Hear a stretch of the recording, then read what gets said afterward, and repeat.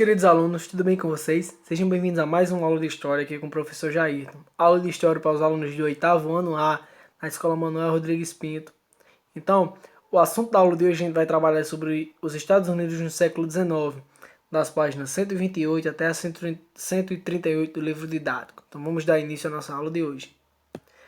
Primeiramente, uma introduçãozinha. Logo após garantir sua independência, quem é que eu estou dizendo independência? Os Estados Unidos da América. Os Estados Unidos trataram de consolidar suas instituições políticas e formar um sentimento de patriotismo em todos os cidadãos. Ao longo do século XIX, esse país passou por diferentes eventos que levaram ao crescimento e desenvolvimento do seu território. O grande destaque desse período foi o crescimento territorial experimentado com a conhecida Marcha para o Oeste. Quando a gente está falando do processo de independência dos Estados Unidos, pessoal, a gente vê toda aquela forma que os colonos e aquele pessoal fazem com que aquele patriotismo dos americanos cresçam em forma de movimento. E esse movimento, pessoal, foi a Marcha para o Oeste, e foi um dos principais movimentos que levaram à independência dos Estados Unidos. Você diz por quê? Essa Marcha para o Oeste, pessoal, aconteceu durante o século XIX. Os Estados Unidos passaram por um processo de expansão territorial, ou seja, aquele processo de libertação de colônia dos ingleses e de liberdade, ou seja, a independência que os Estados Unidos querem agora. Ou seja, eles passaram por um processo de expansão territorial que fez com que a nação surgida a partir de uma pequena faixa de terra no leste da América do Norte, conhecida como as 13 colônias, que é logo aquele assunto que a gente estudou antes de a gente parar para a pandemia da Covid-19. As 13 colônias americanas ocuparam um espaço de maneira intensa e agressiva as regiões de planícies centrais e alcançasse a costa oeste banhada pelo Oceano Pacífico. Veja, os Estados Unidos só tinham uma pequena faixinha de terra que era conhecida como 13 colônias que ficava a leste da América do Norte. Então esse movimento de marcha para o oeste faz com que aquele povo que estava retraído em 13 colônias ganhasse força dentro do processo de independência. Agora, aquelas regiões onde eles ficavam eram ocupadas de maneira intensa e agressiva por essas 13 colônias. Elas eram regiões que ficaram banhadas pelo Oceano Pacífico, ou seja, tinha ajuda do oceano em caso de uma ação emergencial, perdão. Aí você pergunta, que ação emergencial é essa, Jair? Vamos supor que a situação de guerra ficou perigosa, aquelas pessoas não conseguiam mais vencer a guerra. Elas podiam sair pelo oceano e habitar outra terra. Essa expansão territorial ficou conhecida como Marcha para o Oeste e foi iniciada assim que as 13 colônias conquistaram sua independência em relação à Inglaterra, ainda no século XVIII. Nessa ocasião, após a assinatura do Tratado de Paris, em 1783, os colonos americanos receberam da Inglaterra uma extensa faixa de terra a oeste que ia dos montes Apalaches até o rio Mississippi, um dos dois importantes maiores rios dos Estados Unidos da América, pessoal. Aí está a forma como ficavam estas 13 colônias. Vou fazer o lapinho aqui de explicação. Aqui está uma ideia do que são 13 colônias. Essas 13 colônias estavam divididas aonde? Na porção leste da América do Norte. Então essas 13 colônias, pessoal, são essenciais para que se desenvolva um processo de independência em relação à Inglaterra, pois nós todos sabemos que os Estados Unidos foram colonizados e dominados pelos ingleses até perto do século XIX. Depois conseguiram seu processo de independência e aí conseguiram marchar por outras regiões e assim conseguir a independência de todo o território. A ocupação desses territórios, pessoal, ao oeste pelos americanos foi impulsionada por uma ideologia desenvolvida na época conhecida como Destino do Manifesto. Essa ideologia surgiu oficialmente a partir de um artigo escrito por um jornalista do ano de 1845 e basicamente defendia a ideia de que a posse do oeste pelos americanos fazia parte da providência divina. Como essa ideia de predestinação divina, os americanos justificavam todas as violências cometidas no percurso da conquista desses territórios.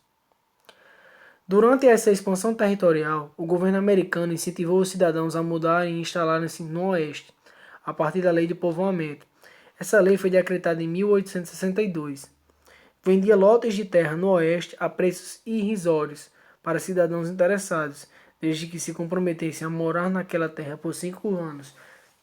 Preços irrisórios significavam preços pequenos. Então, se você dissesse, eu vou morar naquela região, o cara dizia, pode ir lá, compre sua terra e more lá. A condição para que aquela terra fosse de um preço baixo era para que as pessoas se comprometessem a morar naquela região, que era uma região pouco habitada. E era uma região que interessava muito os Estados Unidos, pois ficavam onde? Dois rios interessantes, Apalaches e Mississippi. Ou seja, fomentavam aquela economia.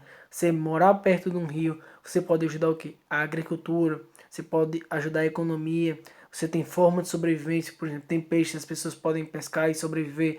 Então, os Estados Unidos queriam, por todo custo, que pessoas habitassem aquela região.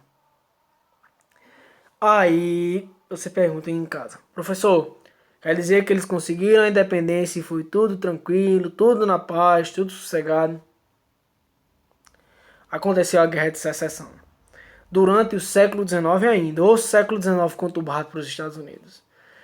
Esse século gerou uma grande tensão que existe entre os estados sulistas e os estados nortistas, por causa da relação envolvendo o uso de escravos de origem africana nos territórios recém-conquistados. Vejam, a divisão do Estado e do povo dos Estados Unidos, aquelas 13 colônias, se desenvolvem agora em quê? Em dois tipos de estados, sulistas e nortistas. Os nortistas defendiam que a manutenção do trabalho escravo, única e exclusivamente nos estados sulistas, sem sua expansão para os novos territórios. Já os sulistas defendiam a expansão do escravismo também para essas terras. Veja, os nortistas não queriam que o trabalho escravo se expandisse para os novos territórios. Já os sulistas queriam. Então houve uma divergência nessa opinião. Essa divergência gerou o quê? A Guerra de Secessão, que aconteceu durante o século XIX. Essa discussão ainda provocou pequenos embates entre milícias de dois grupos de determinados locais, como no Kansas, região dos Estados Unidos, pessoal, durante a década de 1850. Com as eleições presidenciais e a vitória de Abraham Lincoln, a rivalidade transformou-se em guerra. Os sulistas, inconformados com a vitória de Lincoln, declararam a secessão, ou seja, separaram-se da União e formaram os Estados Confederados da América. Abraham Lincoln se considera um dos primeiros presidentes dos Estados Unidos da América, e essa força dele como presidente acabaram deixando os sulistas inconformados. Eles acabaram declarando essa guerra de secessão e se separando dos nortistas, e formaram os Estados Confederados da América do Norte. A separação dos sulistas deu início ao conflito em 1861, quando a União respondeu a um ataque sulista enviando cerca de 80 mil soldados. A conhecida Guerra de Secessão, também chamada de Guerra Civil Americana, estendeu-se até 1865 e foi finalizada com a derrota do Sul e um saldo de 600 mil mortos. 600 mil mortos perderam essa vida em uma guerra que durou 4 anos, pessoal. Essa guerra de secessão, por motivos óbvios, bobos e sem noção, fizeram que mais de 600 mil americanos perdessem suas vidas por causa de divergências de ideias e de opiniões. Aqui está uma pequena imagem de como foi essa guerra de secessão.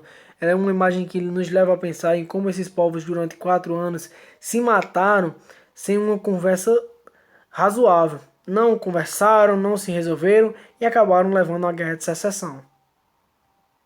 Agora, alunos, são com vocês. Ficou com dúvida? Assista essa aula novamente. Leia as páginas 128 até a 138. Ficou com dúvida ainda? Vem no privado do professor. O professor está aqui para ajudar vocês. Responda a atividade que eu coloquei no roteiro. Sentiu dúvida na atividade, pode vir para cá. Tá certo? Chama no privado. Pode ligar a hora que quiser que o professor está disponível para vocês. Então, muito obrigado por ter assistido essa aula. Fica em casa. Fica com Deus. Bons estudos e até a próxima aula. Foi um prazer contar com cada um de vocês. Até mais, meus queridos alunos. Fiquem com Deus.